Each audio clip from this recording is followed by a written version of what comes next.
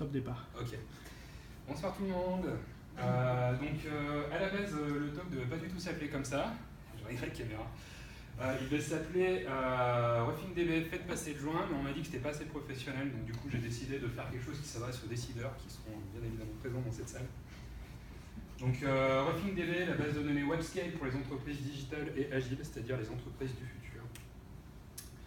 Au niveau du sommaire, nous aurons une introduction, pour ensuite aborder le cœur du sujet, puis la conclusion et le retournement de situation. Donc j'essaie de faire corporate, je suis désolé si j'y arrive pas, mais j'essaie vraiment de... Bon, allez, on arrête les conneries, donc du coup, RuffingDB, qu'est-ce que c'est? C'est une base de données NoSQL orientée documents. Donc si ça paraît cryptique à ceux qui ne connaissent pas trop le monde des bases de données, dire que c'est une partie des bases de données dans laquelle effectivement on stocke des documents, donc c'est-à-dire les données qui y sont liées. On n'a pas trop de questions de jointure et tout ça en général. Avec RuffingDB c'est un petit peu différent, mais c'est un peu la base. C'est WebScale, j'ai mis le copyright parce que voilà, c'est le terme à la mode, mais en gros il y a des facilités de scaling, donc c'est vraiment fait pour, il cible les applications qui ont besoin d'une grosse infrastructure au niveau de la base de données, donc il y a tous les outils qui vont avec pour justement pouvoir mettre à l'échelle. C'est open source, donc ça c'est important de le préciser.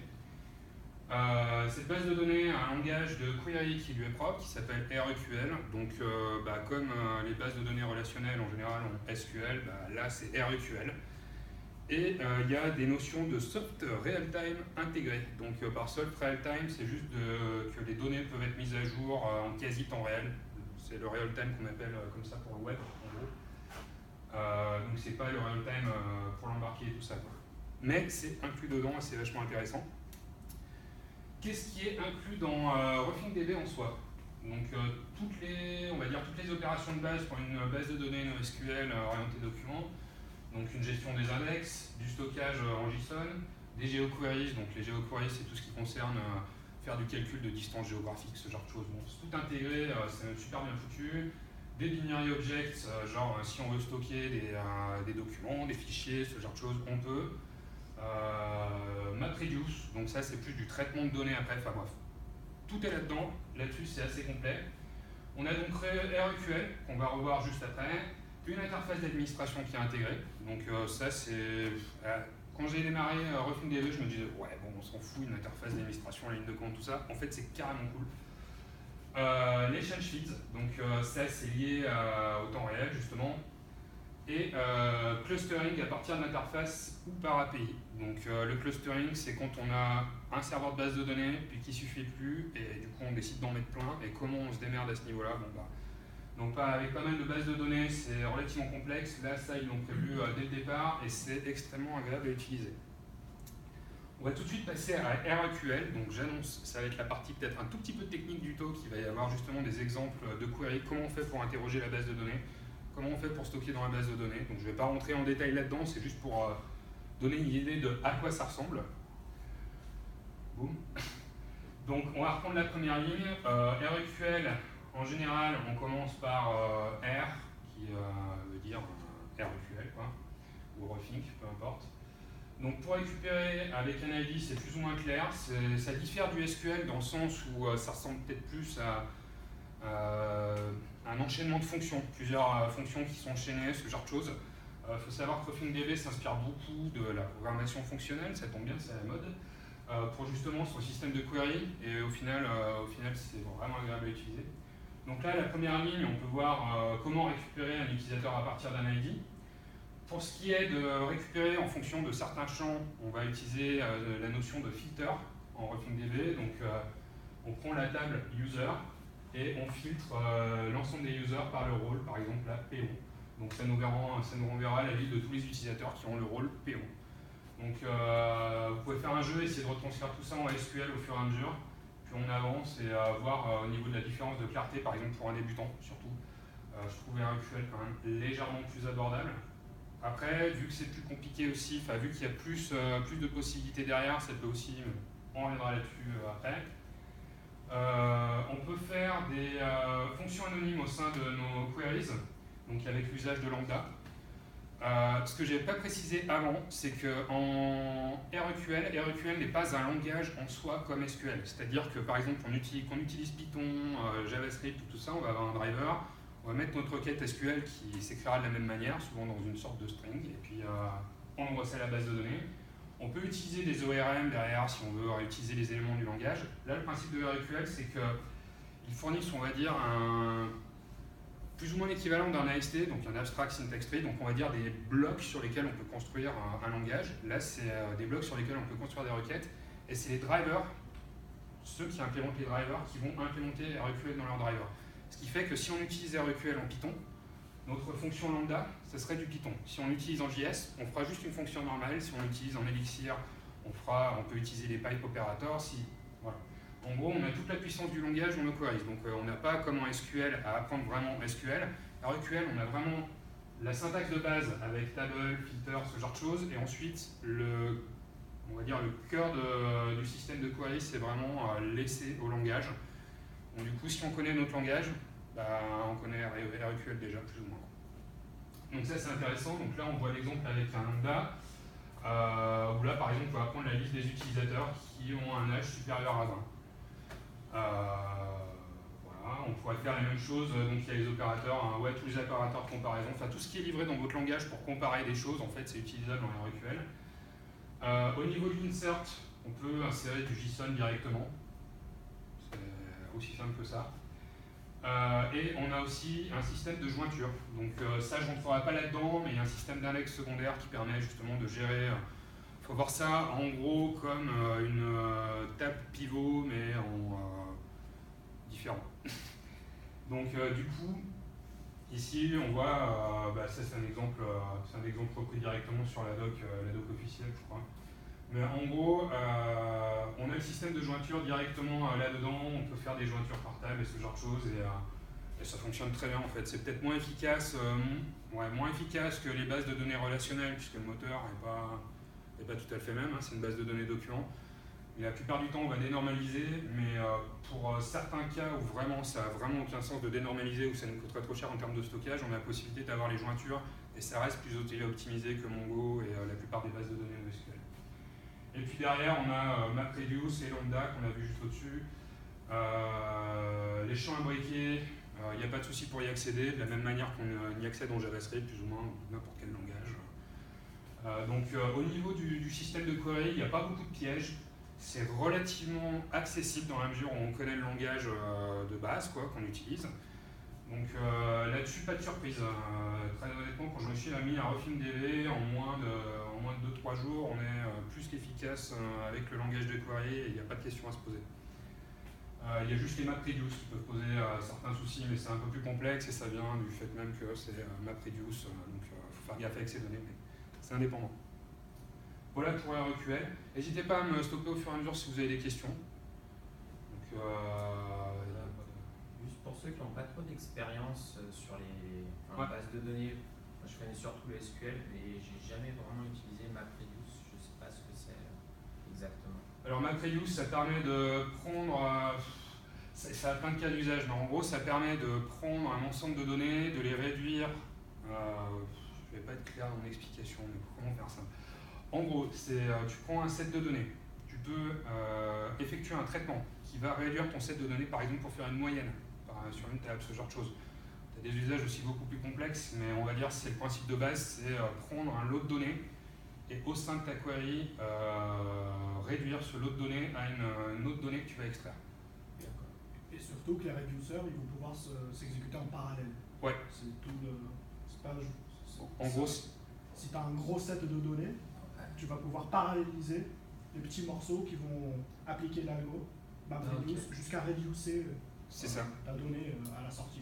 Et là, c'est assez bon en RefingDB dans le sens où, vu que ça a été prévu à la base pour être mis en cluster, tes MapReduce vont pouvoir automatiquement se répartir sur les différents nœuds du cluster, donc sur tes différents serveurs. Donc pour des traitements assez lourds, c'est moins prise de tête, tu n'as pas à gérer la répartition, il le fait plus ou moins automatiquement. C'est pareil, je reviens derrière, c'est au niveau du clustering, c'est assez ouf.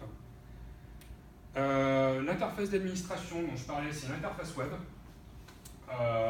J'ai fait un screenshot d'une base de données complètement vide, donc ça n'a pas un intérêt énorme. De toute façon, c'est juste pour montrer.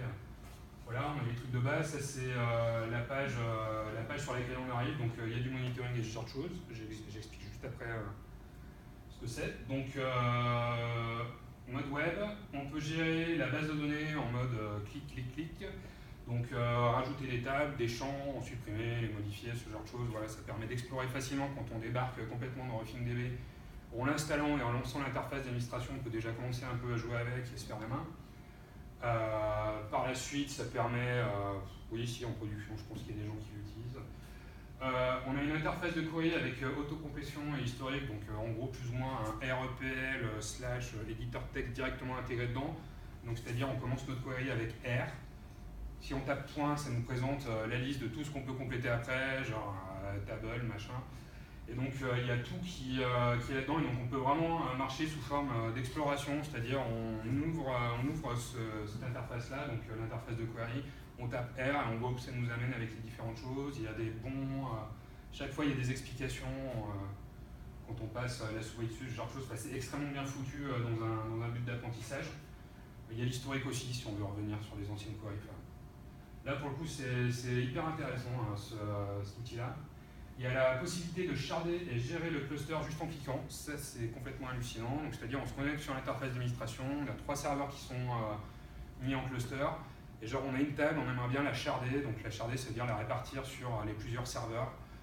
Il y aura un dixième sur ce serveur, un tiers sur l'autre, le reste sur l'autre. Et comment faire ça simplement? Donc, il y a MongoDB qui permet de le faire dans les grosses bases de données relativement simplement, même si au final on n'est jamais sûr de son coup, c'est un peu ça le souci. Ici, c'est plutôt très intéressant dans le sens où ils ont mis en place une sorte d'heuristique qui permet d'analyser un historique des queries et donc distribuer en fait les données en fonction de comment les queries sont utilisées au fur et à mesure par RefingDB. Donc ce qui fait qu'en fait on clique, on est quasi sûr de ne pas se planter. Si c'est juste pour décharger les serveurs et répartir un peu les données, on clique juste, ça marche. Si on veut faire des choses un peu plus compliquées, là il n'y a pas de souci, on a tous les outils pour. Mais disons que c'est très très intéressant. On a les logs et le monitoring en temps réel. On va partir de l'interface d'administration avec des jolis graphes, un joli historique de logs avec la possibilité d'exporter, machin. Et donc cette interface nous permet de nous sentir sysadmin et database architecte le temps d'un soir, puisque du coup on est là sur l'interface, on fait oh, je viens de sharder juste en cliquant, et ça c'est juste complètement ouf. Ensuite, est-ce qu'il y a des questions là-dessus? Non. Au niveau des change feeds, donc ça c'est on va dire le produit d'appel de MongoDB, de RefingDB, pardon, c'est ce qui fait que les gens sont là. Wow.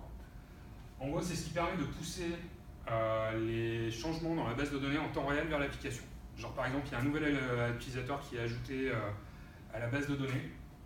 On peut avoir directement toutes les modifications. Un nouvel utilisateur ajouté, boum, l'application sera au courant, elle peut le rebroadcaster. En gros, pour ceux qui connaissent Meteor, c'est un peu comme le système de Meteor où c'est la base de données qui va être la source de vérité et qui va pousser ça vers l'application, sauf que là, c'est prévu par la base de données et c'est optimisé pour. Donc du coup, là, par exemple, ça, c'est une requête REQL, donc RTableUser, où on récupère tous les...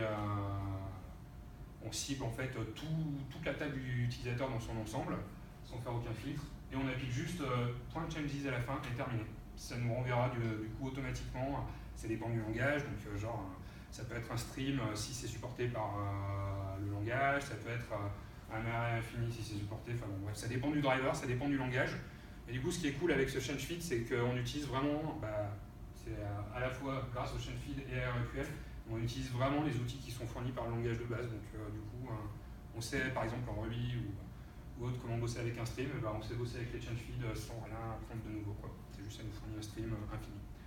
Avec à chaque fois ce qui sont logués, les changements, les deletes, les adds, avec à chaque fois le type de changement qui a été effectué, ce genre de choses. Donc on peut vraiment pousser le système assez loin. Ça fonctionne avec n'importe quel type de query. Ce qui est super intéressant, c'est par exemple quand on commence à utiliser des GeoQueries ou ce genre de choses, il n'y a pas de souci. Genre, trouve-moi tous les gens qui sont à 2 km de la position initiale de cette query, il n'y a pas de souci, ça arrivera sans aucun problème. La GeoQuery est optimisée derrière, ils ont tout un système qui permet de mettre en cache pas mal de choses. Ça scale horizontalement sans aucun problème, c'est-à-dire Si on a trop de chain feeds qui sont ouverts sur le serveur et que ça commence à saturer, il suffit de rajouter des nœuds au cluster et boum, automatiquement ça sera réparti et ça fonctionne très bien. Et du coup, la récupération du feed, c'est ce que j'expliquais juste avant, du coup j'ai pris de l'avance sur moi-même, et laisser à l'appréciation du driver. Donc c'est ce que je disais, soit des streams, soit... ça dépend des langages. Donc là, on va passer, à mon avis, sur RuffingDB dans l'ensemble. Donc ça résume complètement, c'est archi top. Là, on va passer du coup plus à la phase d'analyse de RuffingDB. Quand l'utiliser? Parce que c'est ça la question aussi, parce que c'est très bien et tout. Mais, donc là, j'aurai pas de réponse ultime, hein, mais je vais donner des petits cas d'utilisation. Mais par exemple, si on n'a pas besoin de transactions, c'est OK. Donc MongoDB ne gère pas vraiment les transactions de manière acide. Il y a un système de log par document, ça remplit bien le cahier des charges la plupart des temps, mais si on a vraiment besoin de transactions poussées, RuffingDB, c'est du NoSQL, donc en général on est habitué, ça colle pas. Besoin de sharder facilement, là c'est OK, voire même je crois qu'il n'y a pas d'autre base de données qui permet de sharder aussi facilement à l'heure actuelle. Pas le goût de gérer un message broker juste pour publier les notifications, donc c'est-à-dire avoir une message queue au sein de l'application juste pour publier 2-3 données en temps réel. Là c'est carrément OK RuffingDB. On passe par la base de données, les trucs sont publiés dans la base de données, des notifications par exemple, bon vous voyez ce que c'est des notifications de toute façon. Là RuffingDB marche extrêmement bien là-dessus. Si vous avez un canal unique de notification, c'est-à-dire un seul type de notification pour les utilisateurs, RuffingDB c'est un no-brainer, ça coûte rien du tout en termes de performance. Sur un exchange feed, vous pouvez y aller les yeux fermés, ça fonctionnera extrêmement bien. Et le dernier cas, c'est, vous inquiétez pas, c'est juste un prototype, ça ira jamais en prod, et puis 6 mois après, ça se retrouve en prod, c'est un truc qui arrive souvent. Genre on lance la petite application comme ça juste pour tester, et puis soit le client, soit le patron, soit nous-mêmes, on se dit bon j'ai pas le goût de tout réécrire, on lance en prod. C'est comme ça qu'on se retrouve coincé avec MongoDB après. Et donc du coup, dans ce cas-là, c'est archi méga OK, dans le sens où c'est vraiment assez simple à mettre en place, il n'y a pas la notion de schéma et tout ça qui peut bloquer certaines personnes au début, après on peut très bien bosser avec des schémas dès le départ. Au niveau prototypage, ça tient très très bien la route, et en production, ça tient également la route. Donc du coup, c'est vraiment une base de données sur laquelle on peut démarrer un projet en mode exploration, et la faire partir en prod sans avoir trop de soucis à se faire, ça tiendra quoi. Comparaison avec les autres bases de données, donc je vais essayer de ne pas rentrer dans des trolls ni rien ou quoi que ce soit, mais juste très simplement, si on compare RuffingDB à Postgre, donc là je suis parti sur on va dire les grosses bases de données. Pour Postgre, on peut remplacer par MySQL aussi dans ce cas-là, je pense sans aucun problème pour la plupart des trucs. Donc dans les moins pour RuffingDB, c'est qu'on n'a pas de transactions. Donc les transactions, c'est pour faire simple, un enchaînement d'opérations sur la base de données. Si on a une qui échoue, on peut revenir en arrière. Là, si par exemple on fait des opérations RuffingDB sur 3 documents différents, les uns à la suite des autres, c'est au niveau applicatif qu'il va falloir revenir en arrière pour annuler les changements. Là, avec Postgre, on peut le gérer au niveau base de données, donc c'est beaucoup plus safe, on n'a pas ça à intégrer. Voilà, donc pas de transaction. RuffingDB est beaucoup plus facile à gérer en cluster. Il y a Citus Data qui existe pour Postgre, mais c'est pas tout à fait la même histoire non plus. La RuffingDB, c'est extrêmement simple. REQL est plus abordable pour les débutants que SQL. Alors après, est-ce que c'est un bon investissement sur le long terme de ne pas apprendre SQL, c'est une autre question, mais le fait est que si c'est par exemple pour faire découvrir la programmation à quelqu'un, balancer un petit peu plus sur des projets un petit peu plus compliqués, REQL c'est vraiment cool, ça rentre tout seul. Par contre REQL c'est un truc de plus à apprendre pour les vétérans, parce que bon REQL c'est bourrin et tout, mais il n'y a rien qu'on ne puisse pas faire avec SQL quoi, quasiment, hein. SQL c'est très bourrin. Donc du coup, voilà, c'est toujours quelque chose de plus à apprendre. Ils ont essayé justement avec l'intégration des drivers et tout ça de faire en sorte d'apprendre le moins de choses possible. Mais c'est toujours, voilà, il faut changer d'état d'esprit par rapport à SQL et tout ça. Donc ça peut gêner certains. Il y a un admin Clicodrome qui est intégré dans RuffingDB, ça c'est cool. Il y a bien du tooling autour de Postgre, ça il n'y a pas de souci, hein, ça marche très bien aussi. Mais qu'on installe RuffingDB, qu'on lance juste notre navigateur web, qu'on se pointe sur la bonne URL, ça c'est top. Et les change feeds. Donc il y a possibilité avec Postgre, je ne sais plus comment ça s'appelle, d'avoir justement un log de toutes les opérations sur la base de données, mais c'est pas scalable du tout et tout ça. Donc les change feeds, gros plus pour RuffingDB. Comparé à Mongo, parce que là on va dire c'est des concurrents plus ou moins directs. MongoDB qui est orienté document aussi. La seule différence on va dire sur le papier, c'est que MongoDB mais pas sur son site que c'est optimisé pour le temps réel. Après, Meteor se sert de MongoDB pour faire du temps réel, avec notamment l'upload. Bon, on va dire que les deux se valent à peu près. Par contre, pour RefingDB, il y a une config par défaut qui est beaucoup plus solide en insert. Quand on ajoute des documents, on a beaucoup plus de garanties sur le fait que ce soit écrit sur le disque, que ce soit pas juste en mémoire. Donc au final, ça passe par moins de pertes de documents au final.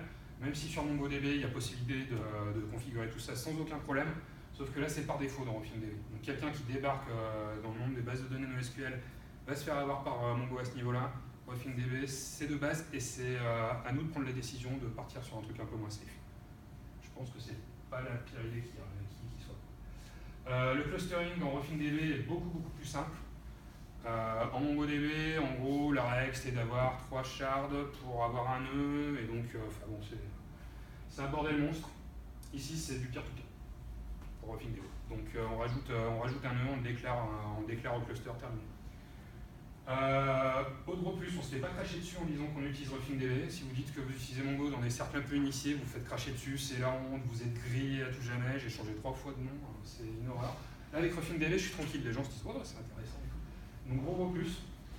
Les change feeds de RefingDB sont beaucoup plus efficaces que l'uplog. Donc, l'uplog, c'est pareil, un journal qui garde tout ce qui se passe dans la base de données, et on peut s'en servir pour faire un peu de temps réel autour et tout ça. Ici, c'est intégré, donc c'est plus solide. Et par contre, il n'y a pas de solution cloud entreprise. Donc ça, c'est plus ou moins une blague en disant ça, mais le problème, c'est que c'est vrai, quand c'est plus difficile de vendre RefingDB à des gros clients que Mongo. Dans le sens où Mongo, ils mettent Enterprise sur leur site, ils ont une solution professionnelle pour les Enterprise. Donc du coup, RefingDB a un peu cet aspect jouet aussi pour beaucoup de monde en fait. C'est ça que je veux dire par là, c'est que c'est plus jeune que MongoDB, il y a eu moins de com autour.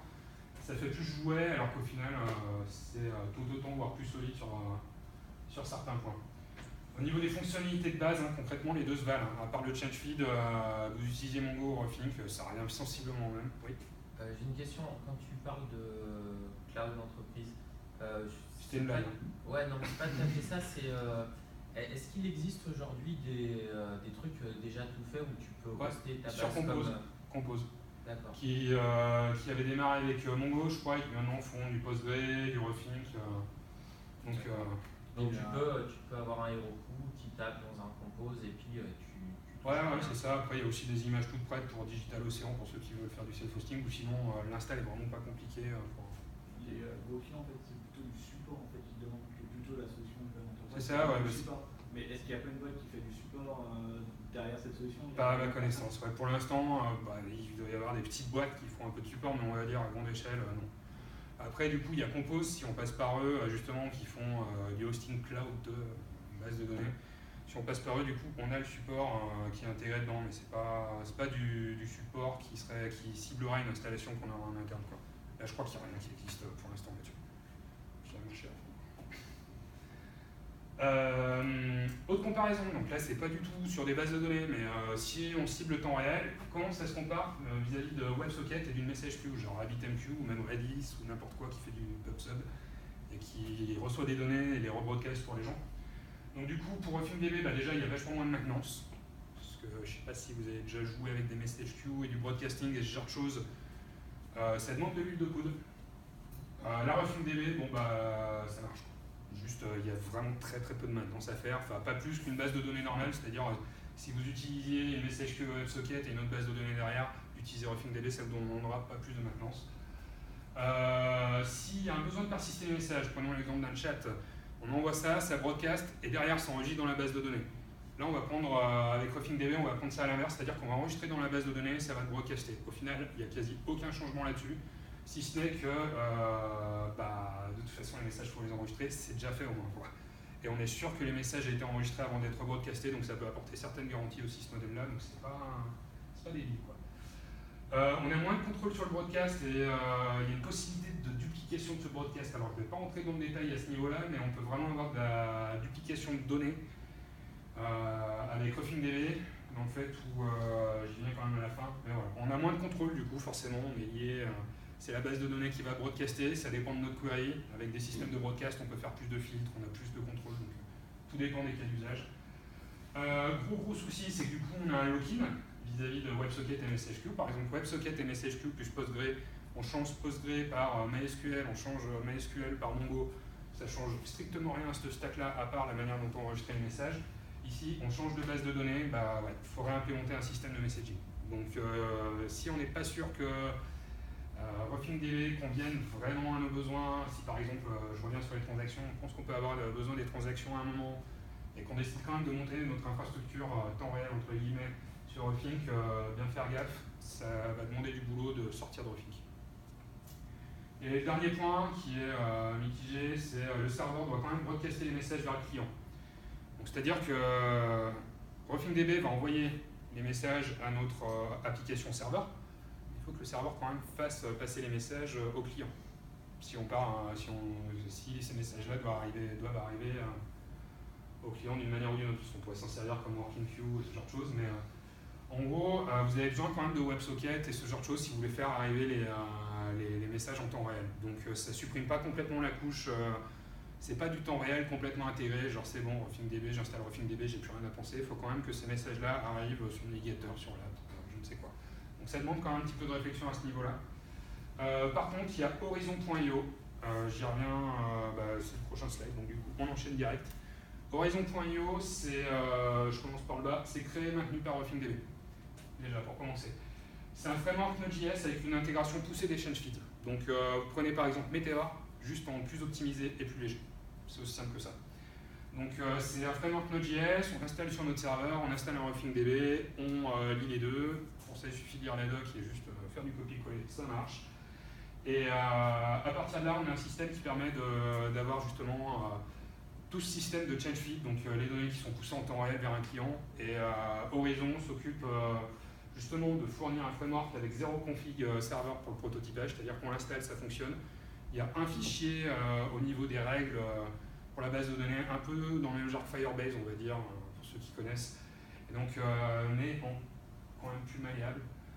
Donc du coup, ça nous permet de faire des restrictions. Il y a un système d'authentification d'utilisateurs qui est intégré à Horizon.io, donc c'est de l'hôte. Il n'y a pas encore email mot de passe, ça ils y travaillent.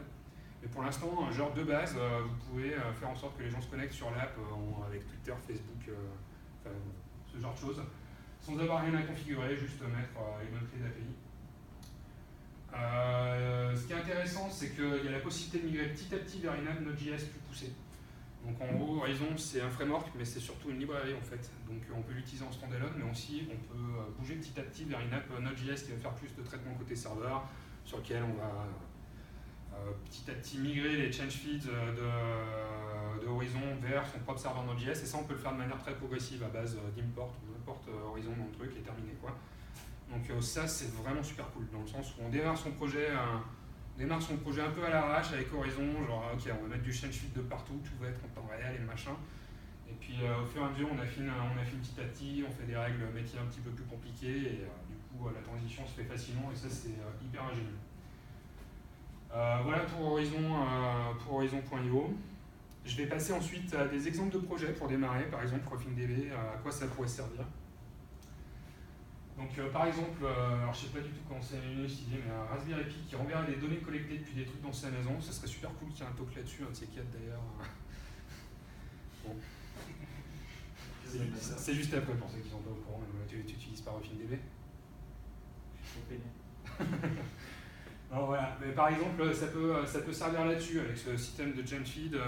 Justement plusieurs petits serveurs, des Raspberry Pi, des objets connectés, même si c'est un peu bullshit de dire ça, mais qui enverrait les données vers la base de données. Cette base de données qui republierait derrière, ça nous permet de mettre un système très très simplement en place pour ce genre de truc.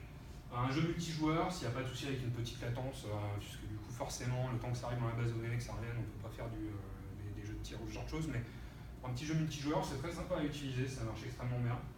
Un chat genre clone de Slack, ça c'est classique, mais du coup RuffingDB, ça vaut le coup d'essayer. Si vous voulez essayer RuffingDB, de faire un petit chat ou ce genre de choses, vous verrez avec à quel point c'est agréable en fait de ne pas avoir à se soucier de plein de choses avec cette base de données. Et voilà, donc on arrive à la fin avec les questions et surtout avant les questions, si vous êtes intéressé par un workshop sur Horizon.io, donc le framework dont je parlais juste avant là, à savoir, je n'ai pas précisé, mais ce framework-là, j'avais fait la comparaison vite fait avec Meteor, mais vient sans... donc il y a une librairie côté client, pour le navigateur et iOS et Android, je crois.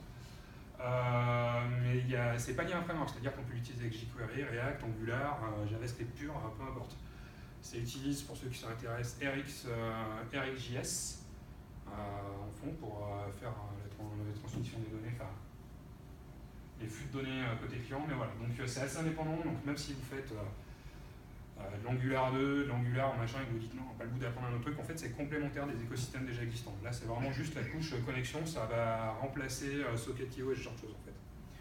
Voilà, donc si vous êtes intéressé par un workshop sur Horizon.io, c'est-à-dire on se pose un endroit, on installe Horizon, puis on commence à jouer avec et on répond aux questions les uns les autres. N'hésitez pas à venir me parler après le talk, parce que du coup, il y a Synthé.js qui existe. J'en parle juste vite fait, je fais un petit peu de pub, mais en gros, c'est le groupe des utilisateurs JavaScript de Saint-Etienne. Ça a été monté il n'y a pas super longtemps. Là, ça reprend en ce moment, et donc du coup, le but, ça sera vraiment de former une communauté autour de tout ce qui concerne JavaScript. Il y a déjà des cours qui ont été mis en place pour les débutants et même les anciens qui veulent passer, et du coup il va y avoir des workshops qui se mettent en place, donc du coup si ça vous intéresse, n'hésitez pas à venir voir et puis on essaiera de voir en fonction de ce que vous attendez, tout ça. Et on passe aux questions. Si tu veux vraiment prototyper, mais vraiment à l'arrache, il y a moyen d'avoir un driver directement sur un navigateur web? Non. Horizon. Ça revient plus ou moins à ça, dans le sens où il va falloir quand même avoir un truc qui fasse des queries et ce genre de choses, et une connexion avec la base de données directement. Ah oui, tu parles des WebSockets, donc c'était éventuellement un système de protocole pour communiquer. Non, bah ça, ouais, je sais qu'ils avaient eu des discussions là-dessus d'intégrer les WebSockets directement dans RuffingDB, mais en fait, niveau sécu, je crois qu'ils ont préféré dire non. Parce que si on fait ça pour le prototypage, les gens vont l'envoyer en prod et c'est juste mort, quoi. Et du coup, ils sont venus avec Horizon, justement pour ça, mais du coup, ça demande quand même d'installer un petit serveur, quoi qu'il arrive, quoi. Est-ce qu'il y a d'autres questions? Vas-y. Ok. Moi j'utilise Couch pour d'autres choses, mais en fait, la question c'est est-ce que je peux le remplacer? Est-ce qu'il y a une notion de distribution et d'application, de synchronisation, etc. Non, c'est à toi de gérer justement par rapport à tout l'aspect serveur base de données, par rapport à Couch, c'est très intéressant Ruffing, mais tout l'écosystème Couch, du coup, qui est la couche de synchro, ça y a pas en Ruffing. C'est à toi de l'implémenter toi-même, donc du coup, si vraiment c'est l'aspect offline first qui t'intéresse, RuffingDB, il cible pas du tout ça. Tout à l'heure, tu parlais d'implémentation de RuffingDB dans d'autres langages. Est-ce que tu as déjà testé avec autre chose que du JavaScript Ouais, j'ai fait du JavaScript, Python et Elixir. Okay. Et dans les trois cas, les drivers étaient excellents. Donc pour Python et JavaScript, c'est des drivers officiels. Sachant que pour celui de JavaScript, je ne sais pas si c'est dans le sujet là, mais il y a un autre driver qui existe qui est un petit peu plus agréable à utiliser, donc, qui est basé sur celui qui est officiel, mais bon, peu importe. Si vous installez sur l'officiel, vous êtes tranquille. Python il est officiel, Elixir il n'est pas officiel, mais il est juste complètement ouf, il est excellent, quoi. Donc, après Ruby, j'avais testé vite fait et tout avait l'air très bien fonctionné. Après, je ne l'ai pas poussé très loin et j'ai pas essayé dans d'autres langages, je sais qu'il y en a dans plein d'autres. Et est-ce que tu as connaissance peut-être d'équivalent à Horizon, mais dans d'autres langages? Il y a Meteor, et du coup c'est. Ça reste du JS. Ça reste du JS. Après, le truc c'est que. Ouais, il y a Phoenix, Elixir, mais non, parce que du coup c'est vraiment dépendant de la base de données, c'est vraiment du WebSocket et c'est un framework. Enfin, là, dans les trucs équivalents, ça serait au niveau de la base de données. Il y a Meteor, il y avait Volt, je crois, en Ruby. Je sais pas si c'est abandonné ou pas, là, ce truc où il se basait sur Opal en plus. Il y a quelques mois, ça tournait encore, mais c'est une toute petite communauté. Ouais, c'est l'air minuscule, mais du coup, il y aurait ça, mais sinon, non, il n'y a pas vraiment d'équivalence. En fait, le truc, c'est que c'est vraiment lié à la base de données. Donc, du coup, souvent, c'est. Ouais, enfin, je connais que Meteor, et ouais, ça reste du JS. Sinon, Elixir, c'était une surcouche. Et non, mais pas, parce que du coup, là, c'est vraiment la couche WebSocket, quoi. Ouais, mais du coup, la REST 5, si tu as une dépendance sur une Redis ou même une Postgre, tu peux faire du PubSub natif, du coup, avec des vrais WebSockets, quoi. Ouais. Et du coup, typiquement, faire un change feed en temps réel qui est podcasté par la DB, c'est. Ouais, mais c'est pas par ta DB, c'est par Redis, quoi. Tu peux le faire avec du Postgre, par exemple. Non, par Redis, du coup, mais avec Postgre, ouais, tu as du PubSub dessus, du coup. Ouais, mais il faut intégrer Redis quand même. Non, tu peux avoir qu'une Postgre. Ah, ils utilisent le PubSub de Postgre. Exactement. Ouais. Ok. En fait, au départ, quand ils ont shippé la feature, c'était avec une dépendance dure sur Redis. Ouais. Et après, ils ont coupé ça. Maintenant, tu as des adapteurs et tu peux utiliser qu'une Postgre. Si tu as déjà une Postgre, tu ne peux pas remettre une Redis à côté. Ok. Postgre fait du PubSub, alors ouais. j'ai cru comprendre. Ouais, ils en font. Ouais. Après, du Postgre, Après, du coup, là, pour le coup, c'est magique, oui et non, parce que c'est vite casse-gueule, c'est très très dur à mettre à l'échelle. Ah ouais? Ouais, genre vraiment, quoi. Donc, à voir en fonction des cas, quoi. Mais après, oui, c'est vrai qu'avec, oui, même si PubSub, même si le PubSub de PostgreSQL fait plus l'affaire, tu peux toujours partir sur de Redis et ce genre de choses. C'est juste que là, du coup, Horizon fournit vraiment, ouais, on va dire que c'est plus, ouais, pour le coup, c'est vraiment plus simple. Hein. Vraiment, il faudrait jeter un coup d'œil à la documentation. C'est vraiment fait pour du prototypage, quoi. C'est vachement moins lourd que Rails, donc vachement moins lourd que Phoenix, vachement moins lourd que, même si Socket.io, ça reste léger. Là, pour le coup, c'est vraiment une solution clé en main. Hein. Donc, c'est ce qui est intéressant là-dedans, quoi. D'accord. Et du coup, bah, moi, c'était plutôt pour une grosse entreprise, j'imagine. Ouais, non, Enterprise, pardon. Qui est super agile et qui fait super évoluer. Ouais. Comment tu peux monitorer ça? Tu as des sondes, tu as des choses qui existent. Parce que monitorer quoi? Il va arriver, il veut savoir l'état de mon cluster et éventuellement. Ouais, sur l'interface d'admin. Ouais. Tout Mais intégré. il veut intégrer ça dans son Agios. Ah ouais, ils fournissent l'API, il n'y a pas de souci, tu as une table en fait. C'est ça qui est, ouais. En gros, eux servent justement du change feed. C'est-à-dire que tu as une table système pour RuffingDB dans laquelle il y a toutes les infos et il suffit d'ouvrir un change feed sur cette table-là. Donc après, à toi de voir niveau sécu, tu vois comment, avec quel utilisateur tu gères ça. Mais en gros, tu peux tout à fait appeler cette table-là avec ta bonne query et faire un change feed dessus et avoir les feeds en temps réel de l'état de ton cluster. Ça, il n'y a aucun problème. L'interface d'admin est justement basée sur ce système-là. Donc c'est une API qui est accessible aussi à n'importe quel dev. Ça, c'est plutôt cool. Et de la même manière, ouais, j'en avais parlé très rapidement, au niveau du cluster, tu peux le gérer avec REQL, c'est-à-dire sharder et ce genre de choses, ou déconnecter un nœud du cluster, tu peux le gérer directement à partir de REQL justement sur la table système. Quoi. Et si tu as un nœud qui tombe, ça se passe comment? Ça toggle tout? Non, si tu as un nœud qui tombe, justement, c'est un nœud qui va prendre le relais. En gros, ça c'est un truc que j'ai pas expliqué aujourd'hui, parce que c'est un petit peu plus, mais je vais le faire très vite fait. Mais en gros, donc c'est des nœuds peer-to-peer, tu as quand même l'élection d'un master, si un nœud tombe, un autre est élu master sans problème. Et il y a un système de proxy qui existe, et ça c'est aussi un des gros avantages, mais on va dire c'est un petit peu plus avancé, mais en gros c'est une install de RuffingDB que tu vas faire sur le même serveur que ton application. C'est-à-dire, mettons, tu as 15 serveurs Node.js, un cluster de 3 serveurs RuffingDB, tu as des GeoQueries, ça tape sur le cluster, on va dire que tu as plus de serveurs dans le cluster. Allez, mettons, tu as 1000 serveurs base de données dans ton cluster, et en fait, pour savoir où se trouvent les données, vu que c'est tout shardé, tu vas avoir des messages qui vont s'échanger entre les clusters, qui vont saturer ton réseau. Donc là, tu es la merde, comment je me démerde là? Donc ils ont fait ce système de proxy, en fait, c'est un RuffingDB que tu installes à côté de ton app Node.js sur le même serveur. Ton Node.js va se connecter en localhost sur ce proxy-là, et ce proxy-là va s'occuper du routing en fait sur les différents serveurs du cluster en fait, de la base de données. Donc en gros, il va garder une partie des données, notamment où se trouve telle donnée, donc c'est des fragments d'annexes qu'il va garder pour savoir où envoyer les bonnes données. Donc du coup, à partir du moment où tu mets des proxys, tu vois les messages interserveurs qui font ouh, oh, ça devient tout silencieux d'un coup. Ça permet de faire des pré-traitements, c'est-à-dire pour des GeoQueries, du MapReduce. Vu que tu passes des fonctions anonymes, on va dire le proxy va pouvoir pré-exécuter certaines fonctions et certaines choses pour optimiser tes queries avant qu'elles arrivent au cluster, donc pour décharger ton cluster. Et donc du coup, tu as ce système-là qui permet vraiment de gérer ça, et notamment si un de tes nœuds tombe dans ton cluster, le proxy sera automatiquement au courant, va directement chercher de nouveaux masters sans qu'il y ait les messages interserveurs qui s'échangent. Donc là-dessus, ils ont vraiment réfléchi à ce truc-là et ça marche. Hein. Juste les proxys, pour le coup, là c'est pareil, encore une fois, tu installes, il fait son taf et très bien. C'est tout bon ?